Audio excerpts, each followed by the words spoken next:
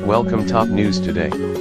Subscribe to the Global Politico on Apple Podcasts here. Subscribe via Stitcher here. Congress late last year received extraordinarily important new documents in its investigation of President Donald Trump and his campaign's possible collusion with the 2016 Russian election hacking, opening up significant new lines of inquiry in the Senate Intelligence Committee's probe of the president. Sen. Mark Warner DVA says in an exclusive new interview. Story continued below. Warner, the Intel Committee's top Democrat, says end-of-the-year document dumps produced very significant revelations that opened a lot of new questions that Senate investigators are now looking into, meaning the inquiry into Trump and the Russia hacking, already nearly a year old, will not be finished for months longer. We've had new information that raises more questions, Warner says in the interview, an extensive briefing on the state of the Senate's Trump-Russia probe for the Global Politico, our weekly podcast on world affairs.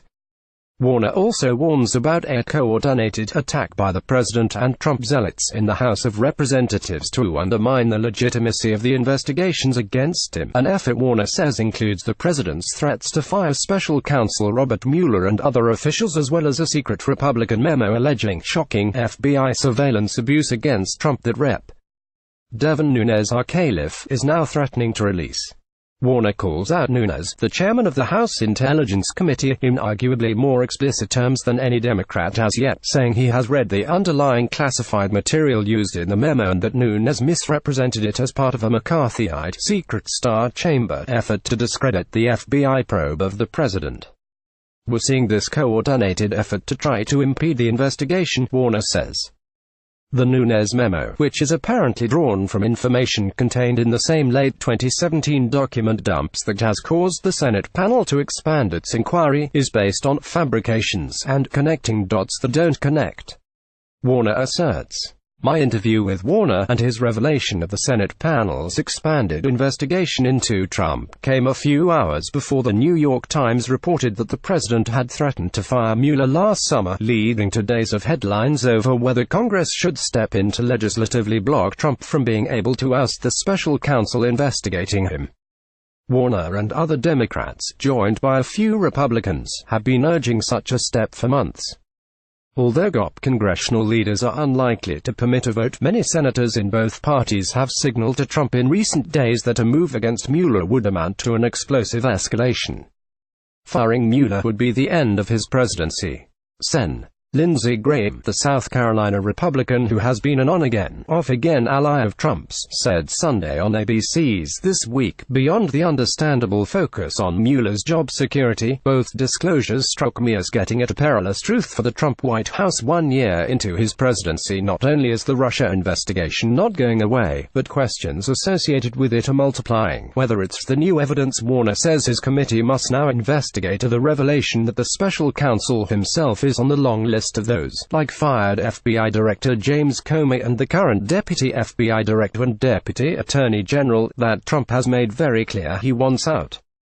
At a minimum, the fact that we continue to learn so much new information after so many months of investigation is a reminder of why it's important to be cautious about the endless punditry analyzing the prospects of a probe whose substance we still know very little about.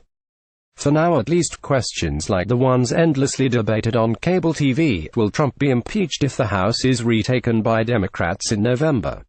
When and how will Mueller deliver a final report on the allegations, and will he seek the unprecedented step of trying to indict a sitting president? Remain almost pointless speculation. And they will continue to be until the basic concerns we started the investigation with are no longer hanging out there, shadowing the Trump White House with serious doubts that clearly infuriate the president. Did Trump or any close advisors actively collaborate with the Russians who sought to sway the 2016 race on his behalf? Did the president or others seek to cover up their dealings with Russians, or promise them concrete actions, like lifting U.S. economic sanctions on the regime of Russian President Vladimir Putin, in exchange for Kremlin help? Once in office, have the president or members of his inner circle tried to obstruct the investigations into those questions? We may not have the public evidence yet to definitely resolve those questions, but Warner offers a provocative rationale for why it is we are now seeing such a stepped-up campaign by Trump and his defenders against those who seek to provide us the answers. Mueller is getting closer and closer to the truth, Warner tells me, and closer to the truth is getting closer and closer to the president.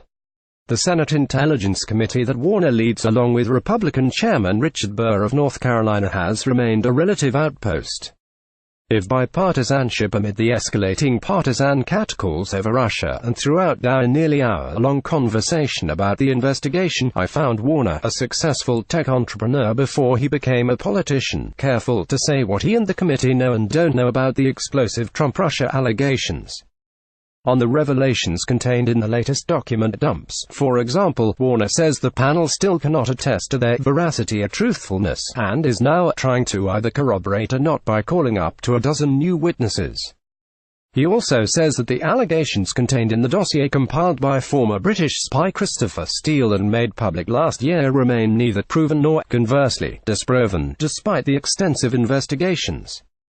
That's pretty amazing, he says, because as long as that sits out there, there's going to be a cloud that hangs over this administration. Warner says he and the Senate panel remain focused almost exclusively on the initial questions surrounding the Russian election intervention and alleged collusion. The senators have decided that questions surrounding possible Trump obstruction of justice, because it falls into criminality, should remain largely in the purview of Mueller. While he acknowledges that the Senate probe may have months more to run and that no conclusions have been reached on the key question of Trump and collusion, Warner tells me that a bipartisan majority on the panel is now in agreement on the basic facts of the case. Aside from that, virtually every member of our committee, Democrat or Republican, would agree, he says, that Russia sought to intervene in 2016 on Trump's behalf with traditional spycraft of stealing information and then releasing it, along with not-so-traditional methods of using social media platforms, compromising state voting systems and offering dirt on Trump's 2016 opponent Hillary Clinton.